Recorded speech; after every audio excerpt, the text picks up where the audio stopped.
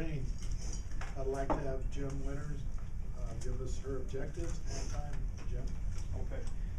Martha's objectives today: to understand that a story can be entertaining yet display moral values, to create a new story that offers a lesson or a moral, to tell the story using skills developed in the previous two projects. And she would like her story to be 6 to 8 minutes. No problem. Today, Martha is speaking out of this advanced storytelling manual, project number 3, the moral of the story. The story Martha is telling us today happens in Edmonton, Alberta, Canada. Edmonton is the capital of Alberta and has a population of over 1 million. It is the cultural, governmental, and educational center of Alberta. This is the environment for the upcoming story. Please help me welcome Martha Greene, Michael and the Ducklings, Michael and the Ducklings, Martha Greene.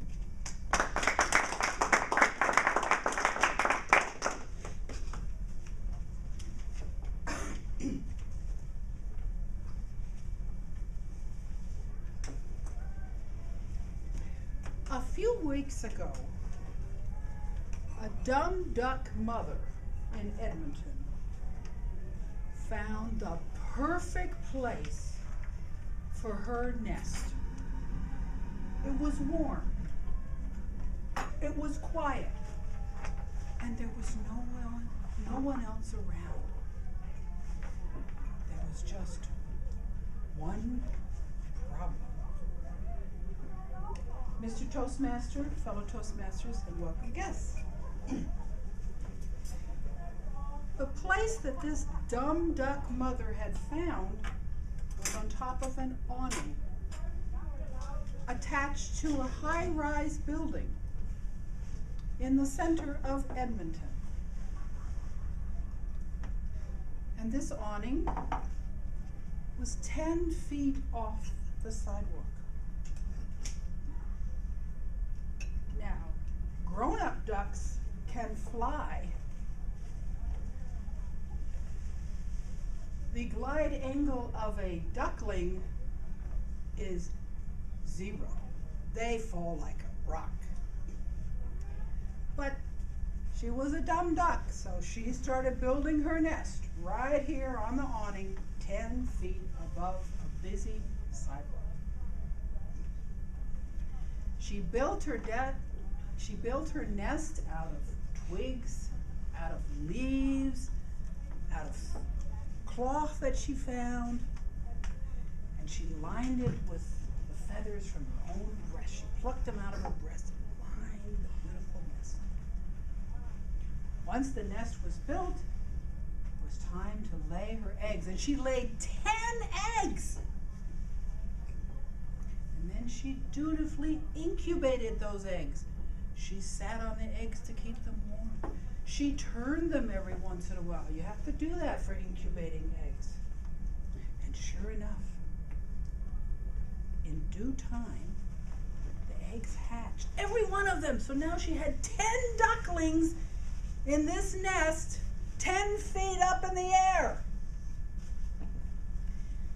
Now the folks in the office across from the nest, just on the other side of the window, they were thrilled. They had a front row seat for one of nature's miracles. That is, most of them were thrilled, except for Michael. You see, Michael had grown up on a farm, and he knew about ducks. And he knew that within the next 48 hours, that mother duck wanted to lead her baby ducks to water so they could find food. And he knew that baby ducks that walk off a ledge at 10 feet were going to go splat on the sidewalk. So that night, Michael tossed and turned. he had nightmares about these baby ducks smashing down onto the sidewalk. He couldn't sleep. Finally, he got up and he went to work early. And to his horror, he saw his nightmare become reality. It was no longer vicarious, it was real. He saw the mother duck go to the edge of the ledge, flap her wings, and gently glide down to the sidewalk. And then, of course, she turned and called to her babies. Come on, guys, come on, time to come out of the nest. He was petrified when he watched the first little duckling step to the edge and jump and splat. Knocked unconscious instantly. Well, Michael couldn't stand it, so he ran downstairs and he hid just the other side of the awning. And as each of the other ducklings jumped, he caught them and he put them down on the sidewalk beside the first duckling, who now was kind of staggering around. He was coming out of his bump on the head. So Michael did this until he caught each duckling, put it down on the ground next to the dumb duck mother. So one barrier had been successfully overcome. But this was in the middle of Edmonton, a huge city. And they had to go through 2 blocks along a heavily traveled sidewalk through 2 very busy intersections to get to the river. And he couldn't see any way that all those ducklings are going to make it behind their dumb duck mother without being stepped on as they walked along the sidewalk. So he went and got a box, put each little duckling in the box. He got in front of the mother duck. The dumb duck mother held the box so she could see the ducklings, and then he walked along. Excuse us, could you clear the way, please? Excuse us. So they got to the first intersection. Fortunately, there was a traffic cop on duty at the first intersection. So he stopped the traffic from one side, stopped the traffic from the other side, and motioned this parade to cross the intersection. And then he joined the parade.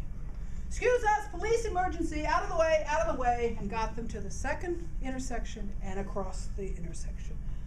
So the dumb duck mother, following Michael with the box, with the ducklings, got to the riverbank. She got into the river.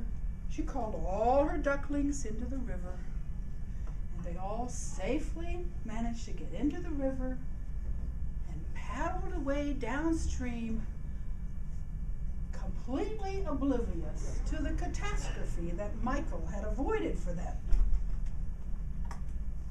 Ladies and gentlemen, all of us are as dumb as ducks once in a while. So the moral of this story is, if someone offers you some help, you take it, even if you don't know why. Mr. Toastmaster.